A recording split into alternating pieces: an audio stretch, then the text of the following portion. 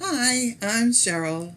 I have another Garden in Bloom card today, and this one's not a very happy one. You see it says sorry on the front, and then on the inside it says for the loss of your furry friend. And I have so many friends that are animal lovers, and if you've ever lost a beloved pet, you know how sad that is. It's as bad as losing a member of your family.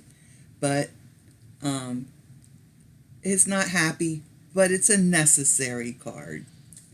So, and of course, you can always put something else here and use the same layout and the colors. But I did one, the loss of your furry friend. So, this is what we're going to need to make this card.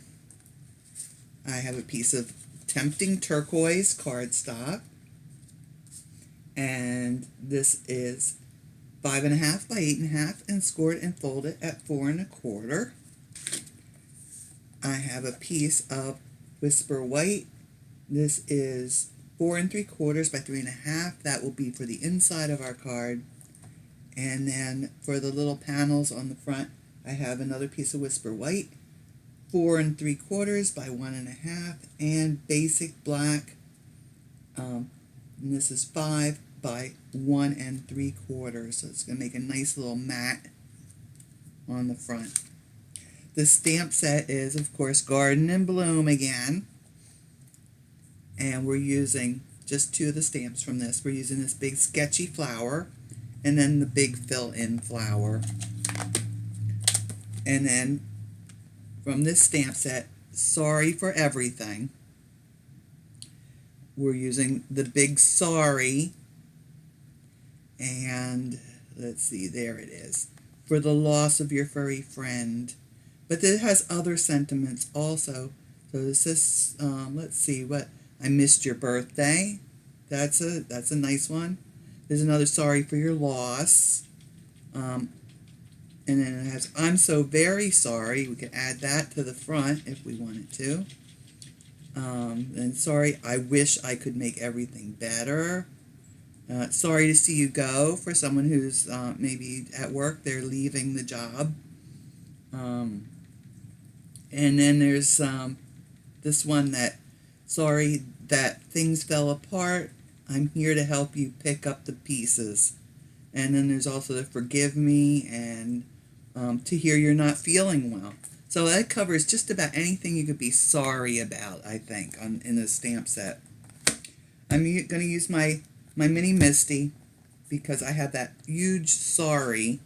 I want to make sure that that stamps well on my card front. We've got Tombow glue,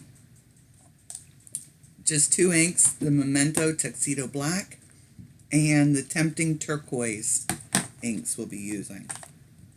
And then I have the Nuvo,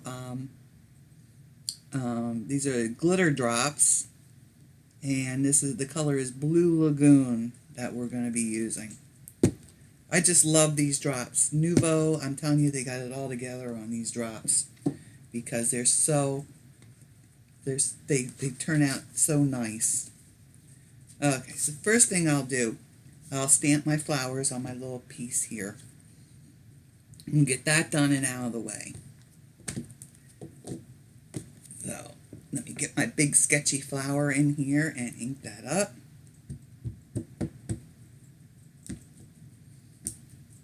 And make sure that's synced up. I think I'm getting to the point I might need a new stamp pad for my Tuxedo Black, because it doesn't seem to want to ink in the centers so well. So I'm going to put one kind of right here in the center to start with. And I'll do one off to the side here. And another one off over here. Oop, there we go. And you see the centers aren't stamping real well.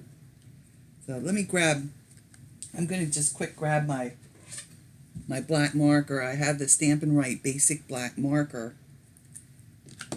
And I'm just going to I'm just going to quick fill that in.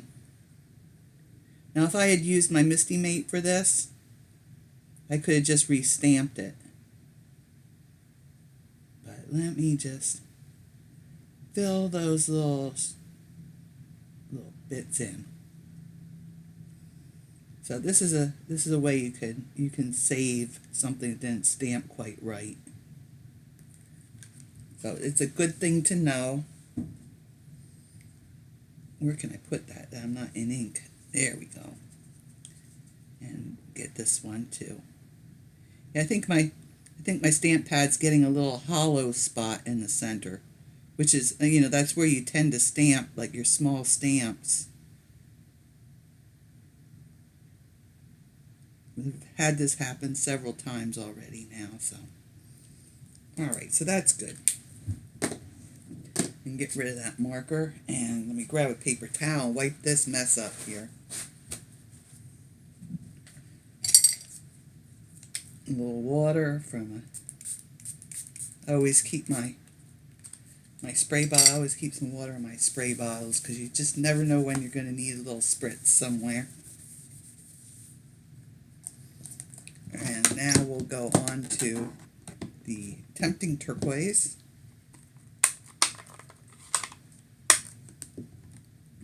And let me peel this off, because I'm going to use that little pointy thing on it to help guide me to positioning my second layer here. This does have a third layer also, but I very seldom use it.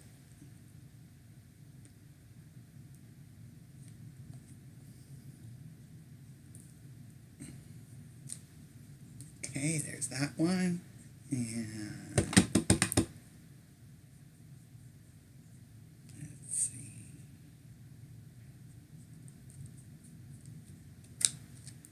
That one. And you notice when I'm stamping, there are some areas that are not totally filled in. It's meant to be that way. Don't panic if that happens to you, because it's meant to look kind of watercolory. See, these are the areas. See here, here, here. It's meant to be like that. The stamp is made that way. Okay, so let me clean this up here. Close up my Tempting Turquoise. I can put that aside. Now I'll do my Sorry with my mini Misti. And this comes, it's got the two magnets, and it's got this foam pad. This is for using the photopolymer stamps. So the stamps like this, but the Sorry is one of the what do they call it, a clear mount stamp. So you take that out. Clear mount, yeah, something like that. Anyway, okay, so my card opens. I have there's a little smudge there. I don't know where that came from, but so I'll just flip that over. That will be the back of my card. So I've got my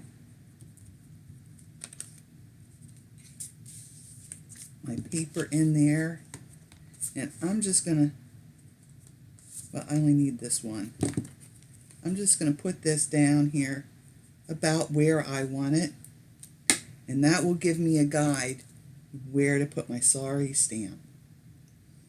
And I want it kind of at an angle a little bit. So I'll put it down like that. Just close the lid over, and that picks the stamp right up.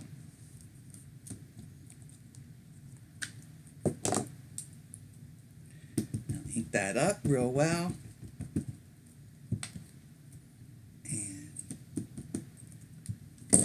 I don't know how good of an impression I'll get, but that's okay because I'm using the mini Misti. And Yeah, that could use another inking. It's good I used it. This would have been impossible, just impossible to do otherwise, because you know how hard it is to line up these rubber stamps, because you can't see exactly where it's going to land. And that's perfect. Oop. Almost got my magnet stuck together. You want to try to avoid that, because first of all, they can break if they slam together. And they're very strong magnets, and they will slam together. Now, let's see, while I've got my mini Misti out, I might as well stamp the inside of the card too, using it. So, I'll put my magnets down here. And make sure I have this facing the right way. Now put that down. Oh, speaking of furry friends, there's a, looks like a cat hair. Alright, so then I'll pick that up with my lid. Now, one step more with my lettering. I'm going to look, and it's got a grid work etched in here. And I'm going to take a look here and see if I have that lined up real well. And I don't, so I'm going to just make a slight adjustment there. Okay, and let's see, let me bring that back down. Actually, it's not centered very well either. So I'll move it over just a little bit too and see how that looks. There we go. So what I did was the bottom of the print I lined up with one of the etched lines here. And that's much, much better. And I'll ink that up.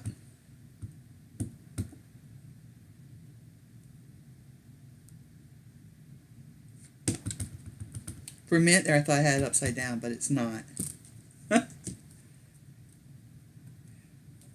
I'm just looking at it upside down. Okay, and yeah, that looks pretty good first time out. We don't need to re-ink that. Peel that off and get this out. I'm going to put my foam mat back in here so I don't lose it. That's very important when you're doing the photopolymer stamps.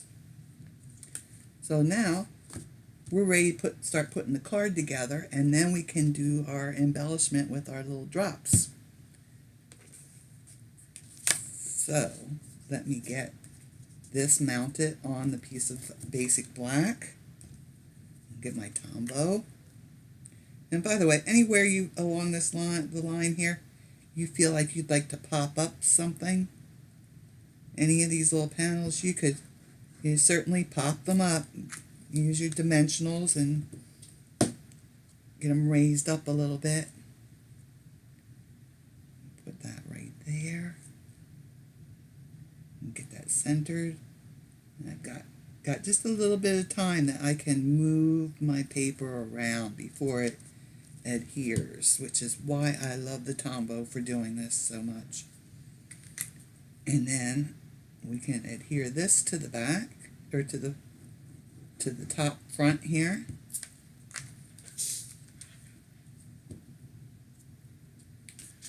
And I want an even space side to side and on the top edge. And of course we want a big space down the bottom here where our sorry sentiment is. And then we'll do the inside of the card.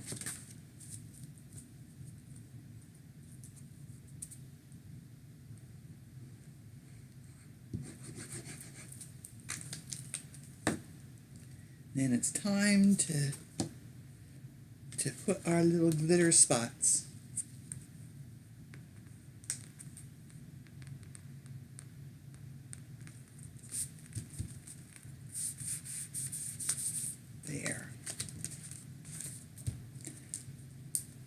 I'm going to just test this a little bit off to make sure that it's coming out well. There was a little air bubble there, so it's good. Checked it. And you want to hold your bottle straight up and down.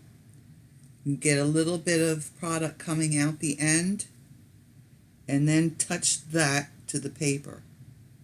Do not touch the tip to the paper. And these are wonderful. They're self-leveling.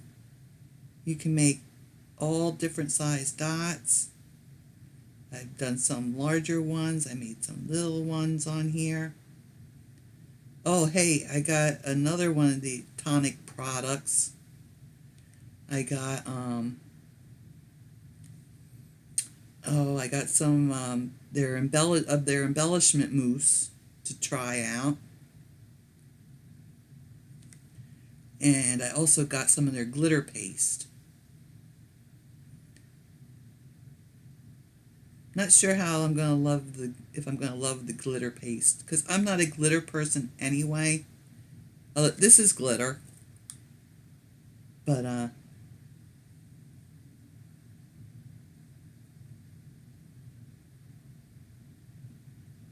I've done a little bit with the mousse. I like the mousse. They say you can use it as a watercolor, but I say no. It's too opaque.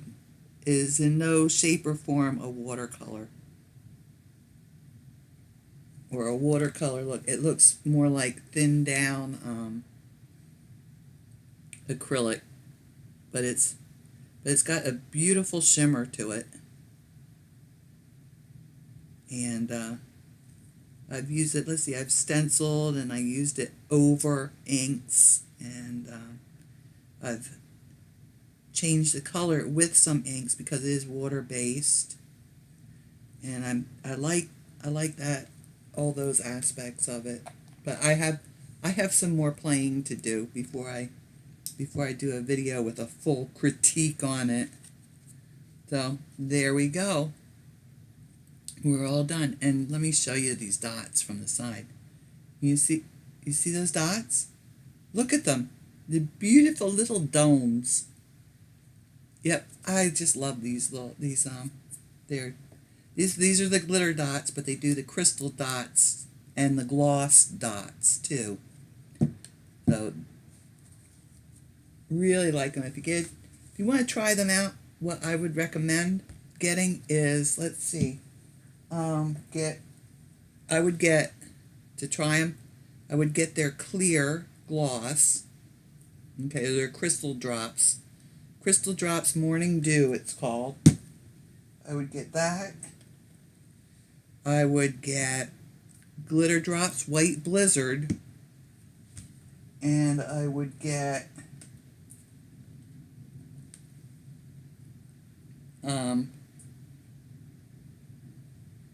let's see, Ivory Seashell.